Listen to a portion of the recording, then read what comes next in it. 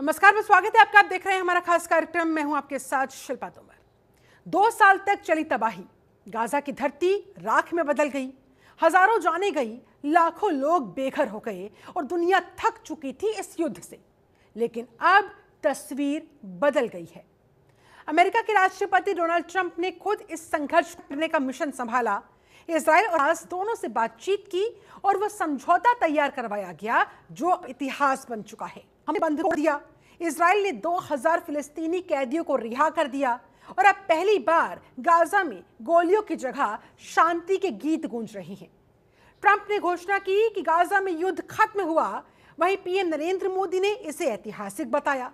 लेकिन सवाल ये खड़ा होता है कि क्या उनके बच्चों को गोलियों की जगह किताबें मिलेंगी? एक हमास प्रतिनिधि ने कहा कि हम युद्ध नहीं चाहते, बस अपने लोगों की आजादी चाहते हैं। दुनिया के कई देशों ने इस शांति प्रक्रिया का स्वागत किया, खासतौर पर फ्रांस, ब्रिटेन और भारत ने। कौन कौन देश बोले ट्रंप के समर्थन में? भारत, ऐतिहासिक शांति पहल।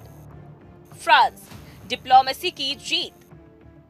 ब्रिटेन ने कहा ट्रंप की निर्णायक भूमिका।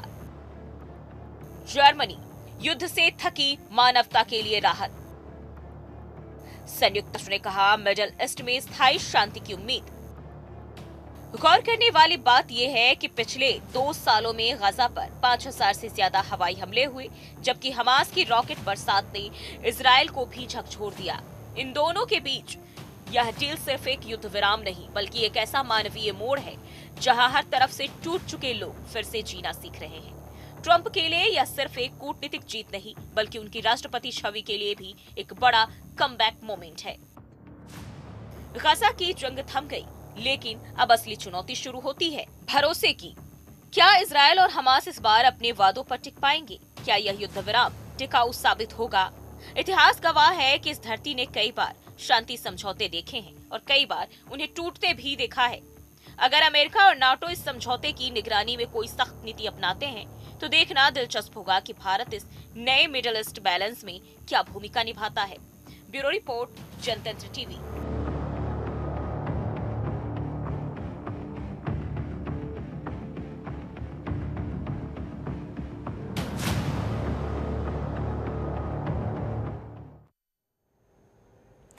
इसी मुद्दे पर करेंगे बात। हमारे साथ 2 खास मेहमान इस समय जुड़े हुए हैं। पूर्व राजनयिक सुरेश कुमार गोयल जी जुड़ चुके हैं हमारे साथ। बहुत स्वागत है सर आपका।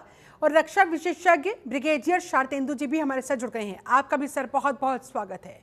सबसे पहले सुरेश कुमार गोयल जी, क्या वाकई में ट्रंप ने करवा दिया है युद्ध विराम? क्या ट्रंप की डिप्लोमेसी को दिया जाना चाहिए क्रेडिट इसका?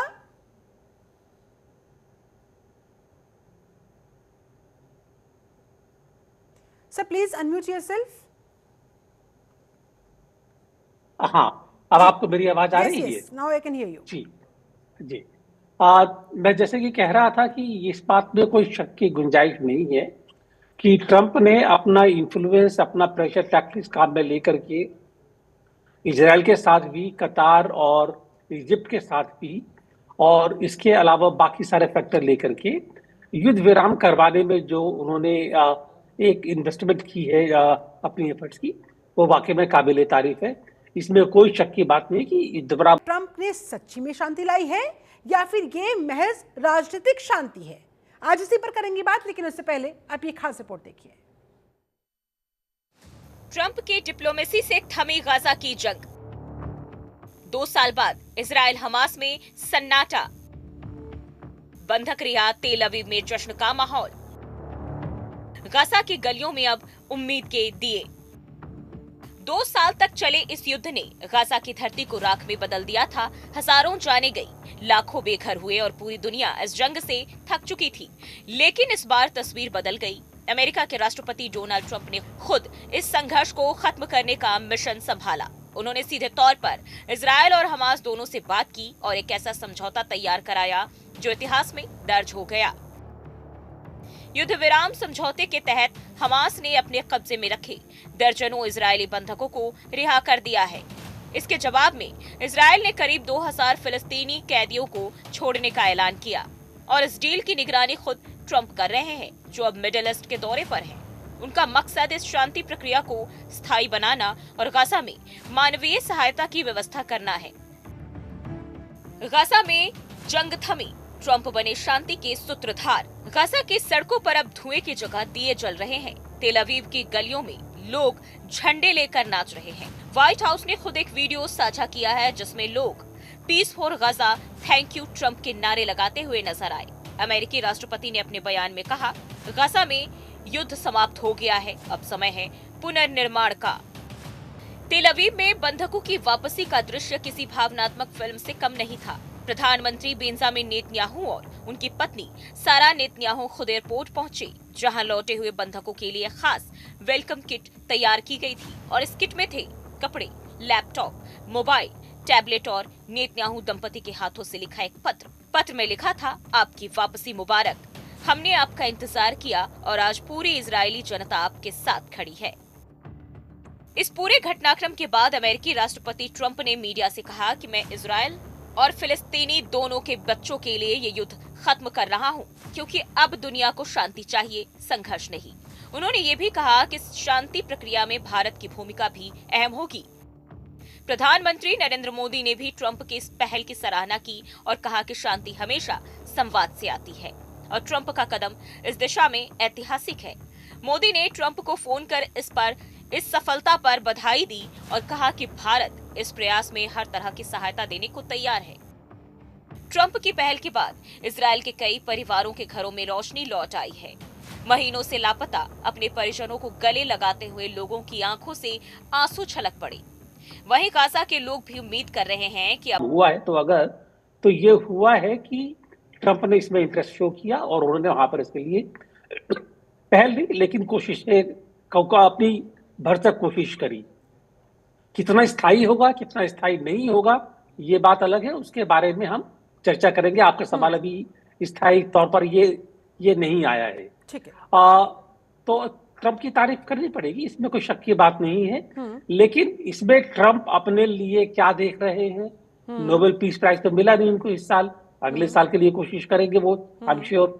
लेकिन इसके अलावा, क्योंकि ट्रंप डील मेकर है, ट्रंप ने जो भी कदम उठाते हैं उनको उसमें क्या फायदा होता है, हाँ। ये जरूर है, तो इसके बारे में भी चर्चा करनी आवश्यक है। जी ठीक है सर, तो लगे हाथ इस पर भी कर लेते हैं बात कि अब देखिए युद्ध विराम का डिक्लेरेशन तो हो गया है, लेकिन ये कितना लंबा चलने वाला है। साथ ही क्या ट्रंप के लिए गए फैसलों पर विश्वास किया जा सकता है? यूटर्न लेने को लेकर वो काफी हद तक विवादों में भी रहे हैं। देखिए, ट्रंप के जो बातें हैं विश्वास करने वाली नहीं है, लेकिन इतना जरूर मैं कहूंगा कि अभी तक कोई भी उन्होंने जब समझौता करवाया है, युद्ध विराम का हो या पीस के लिए, शांति के लिए, दोनों अलग अलग चीजें हैं। हाँ। जाहिर सी बात है, युद्ध विराम अलग है, शांति अलग चीज है। तो जहां भी उन्होंने समझौते करवाए हैं वो तो समझौते या तो हुए नहीं है या वो काफी टेम्पररी तौर पर हुए, फौरी तौर पर, और 2 ही दिन में वो खत्म हो गए हैं। तो ये तो मैं नहीं कहूंगा कि ट्रंप को कोशिश करी, लेकिन कहां तक चलती है ये बात अलग है। दूसरी चीज जो है ये है कि कितनी लंबी चलेगी। हाँ। मैं जहां तक देख पा रहा हूं कि इस युद्ध विराम से जो एक फायदा हुआ है ये है कि जो होस्टेजेस है उनको छोड़ा गया है। इसकी एवज में जो पैलेस्टीनियन प्रिजनर्स हैं इजराइल ने करे हैं उनको छोड़ने का वादा किया है, अभी तक छोड़े नहीं गए हैं। देखना है कि कब तक छूटते हैं वो, लेकिन अगर छूटते हैं तो इतना तो जरूर है कि हाँ वो छोड़े गए हैं। इसके बाद क्या, इसके बाद जो है उसके बारे में कोई सूचना नहीं है, कोई प्लानिंग नहीं है। गाजा में क्या होगा? 90% गाजा की बिल्डिंग्स खत्म हो चुकी हैं। तो जो ये गाजा के लोग वापस जा रहे हैं पैलेस्टीनियंस, कहाँ रहेंगे, क्या करेंगे वो? रिकंस्ट्रक्शन में कितना कॉस्ट होगा? किसी ने इसके बारे में चर्चा नहीं करी है। गवर्नेंस का क्या होगा? कौन एडमिनिस्ट्रेशन बनेगा बिना पैलेस्टीनियंस के? पैलेस्टीनियंस क्या वेस्ट बैंक और गाजा वो इकट्ठे हो पाएंगे? इजराइल ने तो पहले ही बोल दिया है कि वो कोई भी पैलेस्टीनियन देश को अपनी नेबरहुड में टॉलरेट नहीं करेंगे। तो अगर एक पैलेस्टीन देश नहीं बनेगा उसके बाद क्या, कहां जाएंगे पैलेस्टीनियंस? ये घूमते रहेंगे ऐसे ही। तो ये सवाल है जिनका कोई जवाब नहीं हुआ अभी तक। उसके बारे में जब तक रीबिल्ड, जब इसी के साथ अब मैं इसी पॉइंट पर आगे बढ़ना चाहती हूँ। रीबिल्ड जब की जरूरत देखी दोनों देशों में, इसराइल की बात करें तो वो सक्षम नजर आता है, लेकिन गाजा का क्या, वहां पर क्या इंडिया का रोल आप देख पा रहे हैं, और अगर हाँ तो वो क्या और किस हद तक हो सकता है? देखिए, पहली बात तो ये है कि रिकंस्ट्रक्शन जिसको मैंने पहले बोला था, हाँ। ये एक बड़ा एक्सेप्टेबल पॉलिटिकल जियो इकोनॉमिक वर्ड है ये, रिकंस्ट्रक्शन ऑफ द टेरिटरी जहां जहां वॉर हो चुकी हो। तो रिकंस्ट्रक्शन के बारे में अगर कोई प्लान है, अगर कोई कॉन्क्रीट प्लानिंग है, स्कीम है कि इस तरह से शुरू करना है, तब तो जाहिर सी बात है कि हम देख सकते हैं कि इंडिया का रोल क्या होगा क्या नहीं होगा। लेकिन जब तक कोई प्लान नहीं होगा रिकंस्ट्रक्शन के लिए, क्योंकि आ रहा हूं जो ये गाजा का पीस प्लान है, ट्रम्प पीस प्लान जो है, इसका first phase basically cease fire था। सीज फायर और exchange of prisoners and hostages. और आपको याद होगा कि टेम्पररी सीज फायर पहले भी हो चुके हैं। 7 दिन का सीज फायर हुआ था। हाँ। अब मेरे ख्याल है तकरीबन 6-7 महीने पहले। उसमें कुछ इजरायली होस्टेज को छोड़ा भी गया था, पैलेस्टीनी प्रिजनर्स वापस गए थे, फिर वापस शुरू हो गए झगड़ा ये। आप एग्रीमेंट्स की बात करेंगे, ओस्लो एग्रीमेंट हो चुके हैं 1993 में। उसके बाद में क्लिंटन और जो इजरायली प्राइम मिनिस्टर, क्या नाम था मैं भूल रहा हूँ, रैबिन शायद, उनके टाइम पर ये बात भी तय हो गई थी, एग्रीमेंट साइन हुआ 2 स्टेट सोल्यूशन के लिए। इजराइल के जो प्राइम मिनिस्टर नेतन्याहू हैं वो नहीं मानते हैं कि ये 2 स्टेट सोल्यूशन हो सकता है। जब तक किसी सोल्यूशन के लिए, पॉलिटिकल सोल्यूशन के लिए एग्रीमेंट बन पाएगा, क्योंकि जो मेन मुद्दा है वो यही है कि वहां पर पॉलिटिकल सॉल्यूशन क्या है, पॉलिटिकल आउटकम क्या होना चाहिए, उसके ऊपर कोई बातचीत अभी तक नहीं हो पाई है। एक बार पॉलिटिकल हो जाएगी, उसके बाद ही हम रिकंस्ट्रक्शन का सोच सकते हैं। जहां तक इंडिया की बात है, इंडिया करेगा रिकंस्ट्रक्शन के लिए, हम कोशिश भी कर सकते हैं, लेकिन तभी ना कि एक पॉलिटिकल आउटकम हो। जब तक पॉलिटिकल स्टेबिलिटी नहीं होगी, किसी भी रिकंस्ट्रक्शन का कोई मायने नहीं है। और देखिए, मैं इस इशू को तकरीबन 30 साल से देखता आ रहा हूं। 1991 में जब मैं यूनाइटेड नेशंस में गया था न्यूयॉर्क में, तब पहली बार मेरे को जिम्मा दिया गया था। मैं उस टाइम पर एक जूनियर फर्स्ट सेक्रेटरी था, तो मेरे को जिम्मा दिया गया था कि जो पैलेस्टीनियन इशू है, और खासतौर पर क्योंकि इंडिया ने उसके ऊपर काफी इंटरेस्ट दिखाया था, इंडिया का काफी अहम रोल रहा है अराफत के टाइम पर, तो इसीलिए पैलेस्टीनियन एम्बेसी जब पहली बनी पूरे संसार में करेगी, आईडीएफ फॉल बैक करेगी एक प्री डिटरमिन्ड लाइन में सेकंड फेज में, फिर धीरे धीरे वो पीछे हट के बफर जोन में जाएगी। उनका काम जो है इंटरनेशनल स्टेबलाइजिंग फोर्सेस लेंगे, जिसमें पार्टिसिपेशन तमाम कंट्रीज का होगा। किस किस की क्या भागीदारी होगी वो डिटरमिन हो जाएगी। और साथ में बोर्ड ऑफ पीस की बात की है। बोर्ड ऑफ पीस के गारंटर कौन है? गारंटर है डोनाल्ड ट्रंप, साथ में एक्स प्राइम मिनिस्टर ब्रिटेन के, वो इस चीज को इंश्योर करेंगे। तो एक रोड मैप दिया हुआ है। देखिए, हमास कहीं ना कहीं उनको लग रहा है कि उनके साथ जाती हुई है, उन्होंने बंधक तो छोड़ दिए हैं, लेकिन जब कि आप पूरी तरीके से हथियार डाल देंगे, जब उनको बोला जाता है कि आप उनके एडमिनिस्ट्रेशन में आपका पार्टिसिपेशन 0 होगा। लेकिन आज की डेट में हमास जो है फिलिस्तीनियों के बीच में घुसा हुआ है। गाजा पट्टी पे जितने फिलिस्तीन हैं 20 लाख में जितनी मेन पॉपुलेशन है, जो ग्रोन अप बच्चे हैं, आज की डेट में कहीं ना कहीं वो हमास के सिंपथाइजर हैं। और क्या वो पूरी तरीके से इस एडमिनिस्ट्रेशन से बाहर है? डायरेक्टली वो इसमें ना इन्वॉल्व हो, लेकिन डिस्गाइज तरीके से इसके एडमिनिस्ट्रेशन में वो पार्टिसिपेट करेंगे।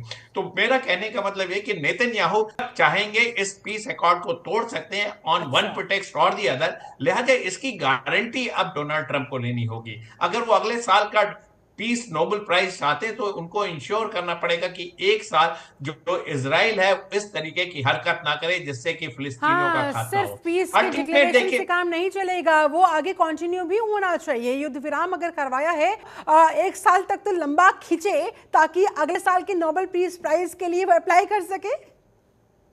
एब्सोल्युटली, देखिए नहीं होगा तो ये कहीं अकाउंट फेयर होता हुआ दिखेगा। और साथ में एक रीबिल्डअप का काम वहां शुरू होना है। कैसे वो करेंगे? देखिए, मिडिल ईस्ट में तमाम ऐसे कंट्री हैं जो इसके लिए आगे बढ़ करके आएंगे। हाँ। तो उम्मीद की जा रही है एक अच्छा स्टेप है, इसको मैं बहुत ही अच्छा स्टेप मानता हूं। डोनाल्ड ट्रंप देखिए इजराइल की पार्लियामेंट को एड्रेस समय कर रहे हैं, और नेतन्याहू को एक ग्रेट लीडर बनाया, एक ग्रेट फाइटर बताया, और दोनों एक दूसरे के म्यूचुअल प्रेजेस में लगे हुए।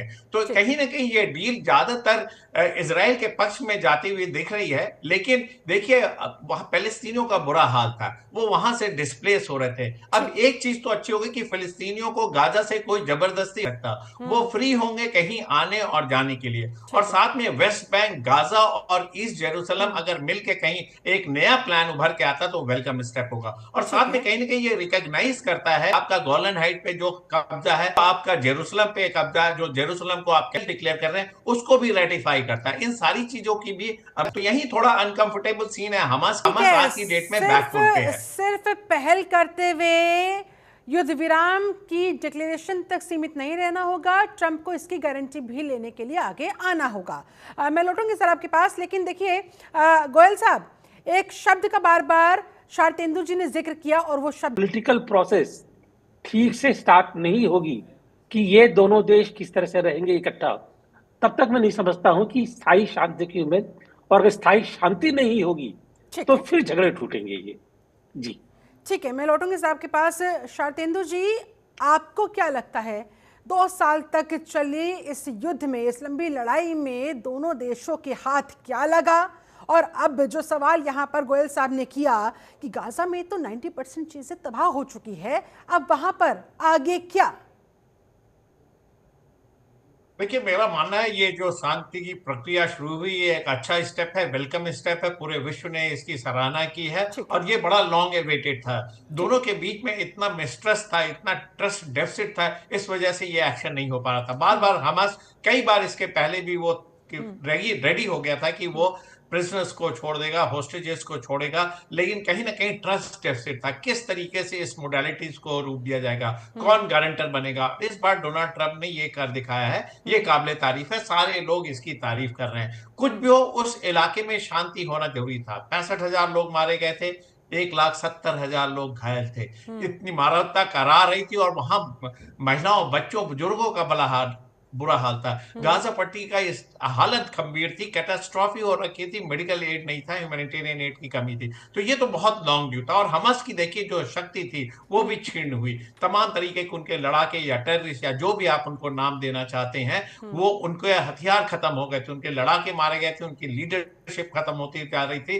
तो अब उनके पास भी ऑप्शन नहीं था, लिहाजा उन्होंने इस अपॉर्चुनिटी का फायदा उठाया। और जो डोनाल्ड ट्रंप बोल रहे हैं, देखिए मिडिल ईस्ट में एक नई शुरुआत होती हुई दिख रही है, एक पीस प्रोसेस शुरू हुआ, ये वेलकम स्टेप है। देखिए हर एक मोडालिटी, देखिए 20 पॉइंट प्रोग्राम में उन्होंने लिस्ट आउट किया है, कितना इफेक्टिवली इसको इंप्लीमेंट करते हैं, कितने इफेक्टिवली इसको वो स्टेप बाय स्टेप आगे ले जाते हैं। और आईडीएफ को जो प्री डिटरमिन्ड लाइन है उसमें सब्सिक्वेंटली आना पड़ेगा। गाजा का एडमिनिस्ट्रेशन पैलेस्टीन के टेक्नोक्रेट्स को देने की बात की गई है। कौन कौन लोग इसमें शामिल होंगे, वो मोडालिटीज वर्कआउट होगी। इमीडिएट चीज क्या थी, गन्स को साइलेंट करना, फायरिंग बंद करना, एयर स्ट्राइक बंद करना, ड्रोन के हमले बंद करना, जो कि हो गया। ये बहुत ही बड़ा स्टेप है, इसको कम ना समझें।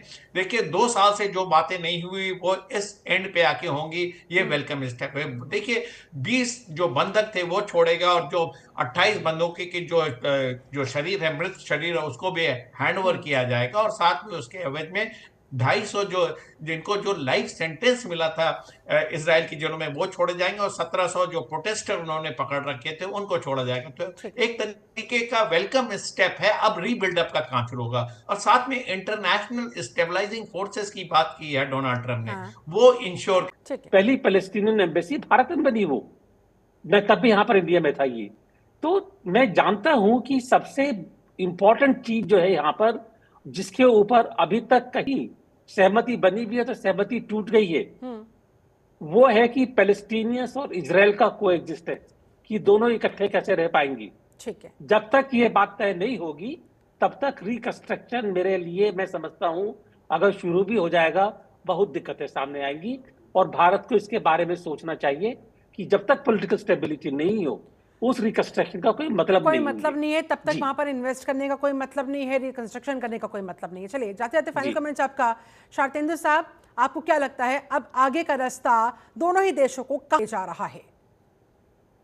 देखिए, एक बात तो तय हो गई है कि अब से युद्ध का माहौल और जो वहां शांति की प्रक्रिया शुरुआत हुई है। देखिए, परमानेंट सोल्यूशन की अगर आप बात करेंगे तो वो टू नेशन थ्योरी में ही सोल्यूशन है, लेकिन उसके पहले आपको ग्राउंड काम पे काम करना पड़ेगा। तमाम तरीके जिस फायरिंग के साथ, हथियारों के साथ, एयर स्ट्राइक के साथ टू नेशन थ्योरी नहीं आप प्रोपोगेट कर सकते। आपको शांति लाना पड़ेगा। जो फिलिस्तीनियों की सफरिंग है उसको खत्म करना पड़ेगा, उनको सेटलमेंट देना पड़ेगा, और फिर उसके बाद टू नेशन थ्योरी की बात होगी। और अल्टीमेटली गाजा को गाजा के लोग ही गवर्न करेंगे। गाजा में पैलेस्टीन का ही राज होगा, चाहे वो पैलेस्टीन अथॉरिटी करे, चाहे गाजा के लोग करें। अल्टीमेटली इसका भविष्य गाजा के लोगों के पास होना चाहिए। लेकिन जब वो स्थिति आ जाएगी तो टू नेशन थ्योरी को भी फोर्स करना पड़ेगा।